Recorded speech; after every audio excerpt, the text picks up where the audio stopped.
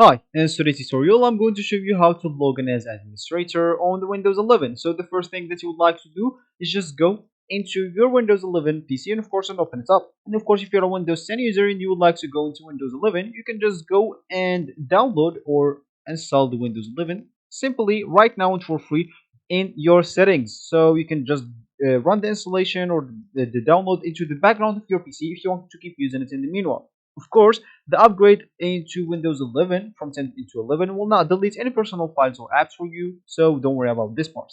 And of course, the download into the background might get your PC a bit slower, but it's not going to be a big problem, especially if you have a good PC. And of course, once the download finished, you will be notified to restart or to reboot your PC. And when you do that, you will find yourself with the Windows 11 ready to use. Of course, once you do that, you will have a recovery point to go back into your Windows 10 whenever you want if you're facing some issues or if you just like the Windows 10. But I bet you will like the Windows 11 is much better maybe if you get used to it. So as we said in the beginning of the video is we would like to log in as an administrator, and of course if you would like to do that, the first step is just to go and open the settings.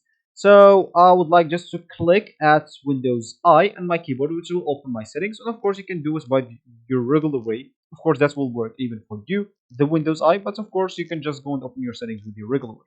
Here you'd like to go and open the account on the left panel options, and once you are here, let's just close this one.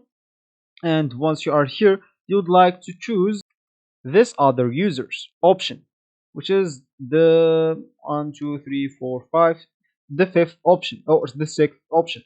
So once you click here, you will be able to actually add another account if you want. And of course, you can make this account as administrator. Now, if you would like to log in into this account, make sure to just go and lock your account. You can just do that by Windows L. And of course, you can just go and log in into that account that you just created. Or normally, if you have just one account on your PC, that account will be the administrator account and you will log in into it directly. And of course, if you're if you have many accounts, you will be able to choose from when you open your PC always. So make sure to choose the account that you make as administrator. So that will actually for this tutorial. I hope you like it. Thank you guys for watching. Goodbye.